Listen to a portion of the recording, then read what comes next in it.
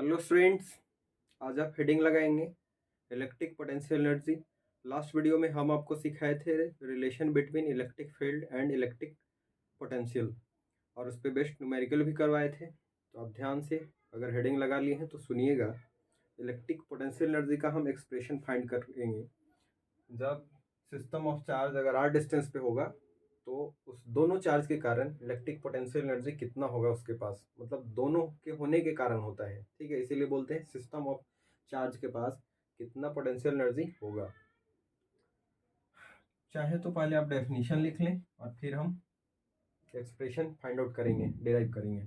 ठीक है, तो इलेक्ट्रिक पोटेंशियल एनर्जी को ऐसे हम डिफाइन करते हैं कि इलेक्ट्रिक फील्ड में जब किसी चार्ज को हम इन्फिनिटी से लेकर के इन्फिनिटी से किसी पॉइंट तक लाते हैं तो जो हमें वर्क करना पड़ता है ना, उसी को बोलते हैं इलेक्ट्रिक पोटेंशियल एनर्जी। क्या बोलते हैं? Electric potential energy. पहले इसको लिख लीजिए। ये क्या होता है? Work done in bringing a charge. यही अगर पोटेंशियल डिफाइन करते तो यहाँ पे लिखते टेस्ट चार्ज, समझ गए?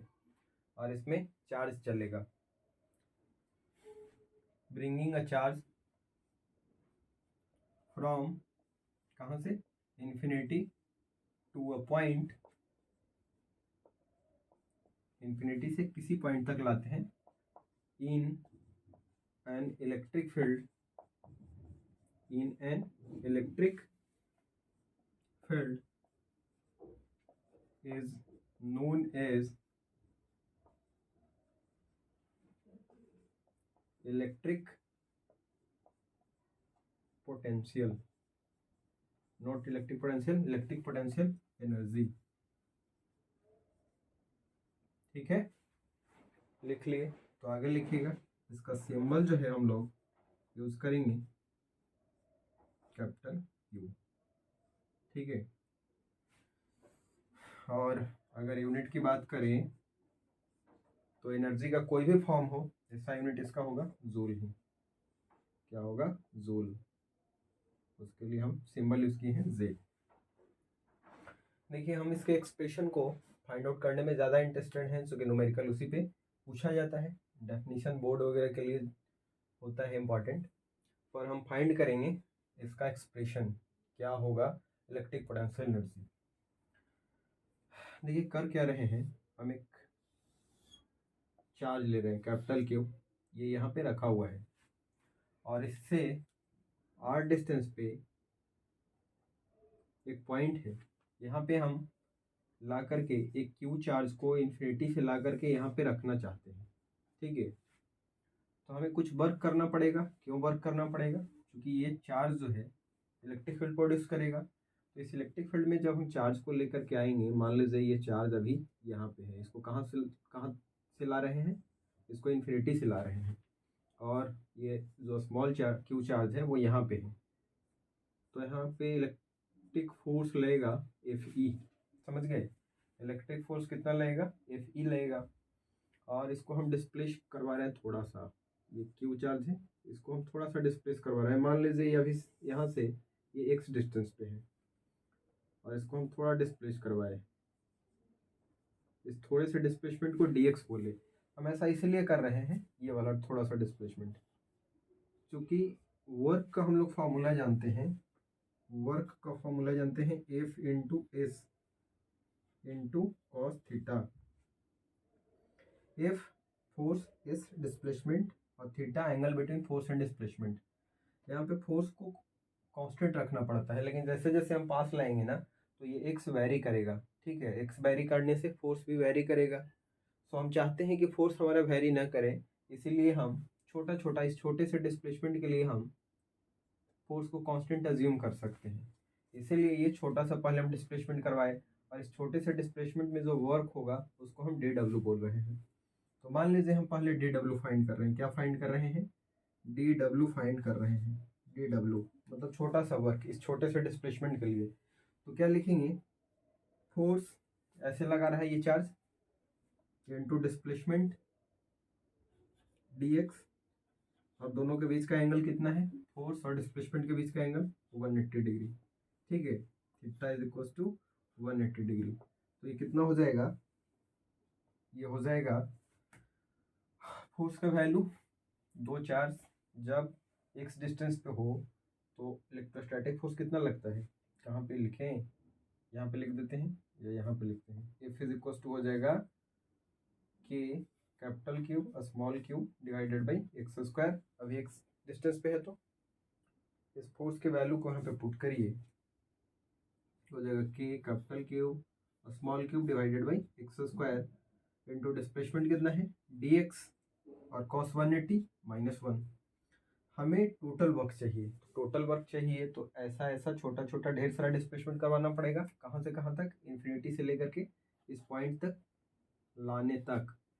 तो इस सभी वर्क को, छोटे छोटे वर्क को हम अगर जोड़ना चाहते हैं तो हम क्या करेंगे, इंटीग्रेशन, इंटीग्रेट कर देंगे, सभी वर्क का सम हो जाएगा, टोटल वर्क मिल जाएगा। तो यहाँ भी इंटीग्रेशन लगाना पड़ेगा और यहाँ भी लगाना पड़ेगा। और इंटीग्रेट कहाँ से कहाँ तक करना पड़ेगा, तो हम लेकर के कहाँ से आ रहे हैं, इन्फिनिटी से कहाँ तक ला रहे हैं, आर डिस्टेंस तक। ये वाला जो डिस्टेंस है ये कितना है, ये आर है।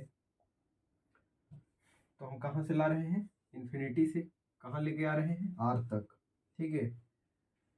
लेफ्ट साइड में जब इंटीग्रेट करेंगे डी डब्ल्यू को तो हमें मिल जाएगा टोटल वर्क। और राइट साइड में इसको देखिए, ये के capital Q small Q constant है, ये बाहर हो जाएगा तो माइनस साइन के साथ के कैपिटल क्यू स्मॉल क्यू बाहर हो गया।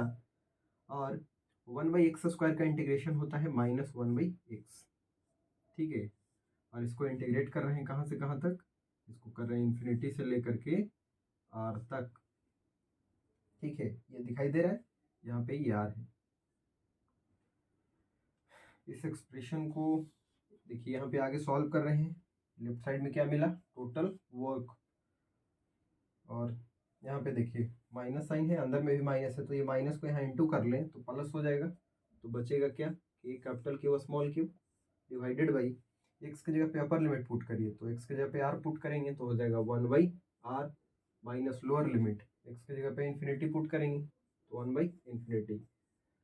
तो वर्क डन का वैल्यू क्या मिला, k capital cube small cube divided by इतना इंटू 1 करेंगे तो इतना ही होगा ऊपर में, और डिवाइडेड बाई नीचे आर है। ये क्या हो जाएगा, समथिंग बाई इन्फिनिटी 0, 0 इंटू ये करिएगा तो 0 माइनस क्या आएगा 0, तो इसको हटा ही दीजिए। मतलब हमें क्या एक्सप्रेशन मिला,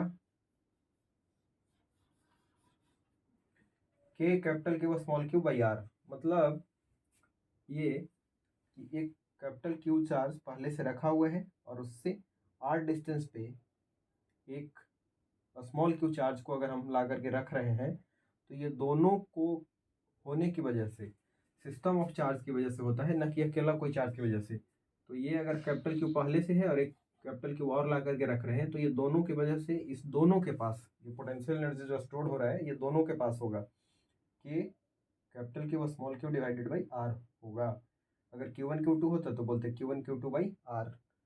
दो चार्ज के बीच में इलेक्ट्रोस्टैटिक फोर्स क्या लिखते हैं, Q1 Q2 by are square. यहाँ पे आर स्क्वायर नहीं आर होता है। देखिए दोनों पॉजिटिव था, इसलिए यहाँ वर्क डन भी पॉजिटिव मिला और पोटेंशियल एनर्जी भी पॉजिटिव होगा। ये तो वर्क डन हुआ ना, तो जितना हम वर्क डन करते हैं उतना ही पोटेंशियल एनर्जी के फॉर्म में स्टोर हो जाता है, ठीक है। जितना हमें वर्क डन करना पड़ा वो वर्क डन ये दोनों के पास एनर्जी के रूप में स्टोर हो जाता है, ठीक है। इसीलिए इसको अब पोटेंशियल एनर्जी बोलेंगे। Potential energy is equal to k capital Q small q by r, ठीक है। ये एक्सप्रेशन याद रखना है कब, जब दो चार्ज आर डिस्टेंस पे हो। अब ये पीछे का कहानी भूल जाना है, कहाँ से हम लाए कैसे लाए। जब अगर दो चार्ज आर डिस्टेंस पे दिखे तो आपको ये फॉर्मूला याद आना चाहिए, capital Q small q by r. K constant है, कैपिटल क्यू स्मॉल क्यूब ये दोनों चार्ज है, अब दोनों आर डिस्टेंस पे रखा हुआ है, सबका मीनिंग आपको पता है। इसको नोट करिए, फिर और आगे समझाते हैं। मिटा दें, चलिए।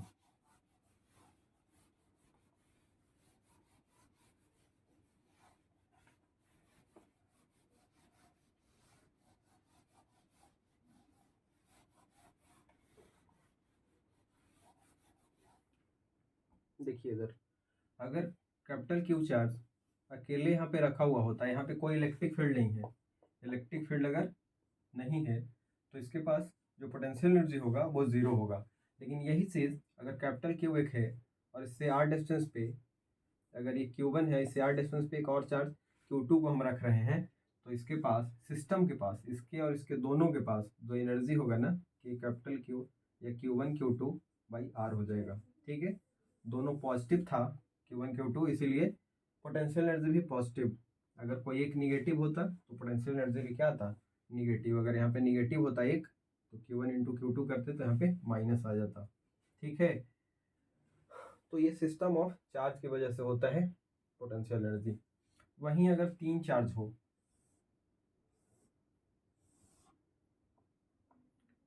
इसके बीच का डिस्टेंस ए है, ये बी है और ये सी है, इसको अगर हम Q1, इसको Q2 और अगर इसको Q3 बोल रहे हैं, तो इसके पास देखिए यहाँ पे इसको हम सॉल्व कर रहे हैं, इसके पास एनर्जी कितना होगा सिस्टम के पास, सिस्टम मतलब दो या दो से अधिक चार्ज है, इसीलिए इसको हम बोल रहे हैं सिस्टम। तो इसके पास जो टोटल एनर्जी होगा, potential energy, total electric potential energy, वो होगा कि इसके वजह से, होने की वजह से होगा Q1 Q2 बाई आर होता है, आर की जगह पे क्या है, ए है। इसके और इसके होने की वजह से होगा तो हो जाएगा K Q2 Q3 बाई, दोनों के बीच का डिस्टेंस क्या है, B। फिर इसके और इसके भी होने की वजह से होगा तो हो जाएगा K Q1 Q3 by C। और क्या कोई ऐसा पेयर बन रहा है, इसके वजह से, इसके वजह से, इसके वजह से, तो यहाँ पे तीन टर्म है। ठीक है, तीन चार्ज था, यहाँ पे तीन टर्म बना। नंबर ऑफ टर्म कितना बनेगा तो आप ऐसे ही याद रखिएगा, नंबर जो बनेगा, नंबर ऑफ टर्म 1 2 3 यहाँ पे बना, ये ऐसे बनता है n इंटू इतना बनता है, n into n minus 1 divided by 2। देखिए यहाँ पे तीन चार्ज था तो कितना बना, 3 इंटू 3 माइनस 1 डिवाइडेड बाई 2, तो 2 से 2 कट गया, 3 बना। 4 होगा तो कितना बनेगा, 4 इंटू 3 बाई 2, 12 बाई 2 करेंगे तो 6 पेयर बनेगा, 6 पेयर नहीं 6 टर्म बनेगा। कैसे, देखिए इधर मान लीजिए ये Q1 है, ये Q2 है, Q3 है, Q4 है, तो एक तो पोटेंशियल एनर्जी का टर्म इसके साथ बनेगा, ये दोनों के कारण, ये दोनों के कारण, ये दोनों के कारण, ये दोनों के कारण, 4 तो ऐसे बन गया, फिर ये दोनों के कारण और ये दोनों के कारण, तो टोटल 6 पेयर बनेगा। 6 पेयर नहीं 6 टर्म बनेगा। तो ये आपको याद रखना है, किसी दो के कारण ये फॉर्मूला लगाना है, इस दोनों के कारण भी, इस दोनों के कारण भी, इस दोनों के कारण, इस दोनों के कारण भी, डायगोनली अपोजिट होने के कारण भी पोटेंशियल एनर्जी यहाँ पे बनेगा, इस सिस्टम के पास होगा। ठीक है, तो चलिए आज हम लेक्चर को यहीं पे समाप्त करते हैं। अगले दिन हम आपको बताएंगे कैपेसिटर। ठीक है, तो अगले दिन कैपेसिटर स्टार्ट हो जाएगा, समय मिले तो आप पढ़ करके आइए।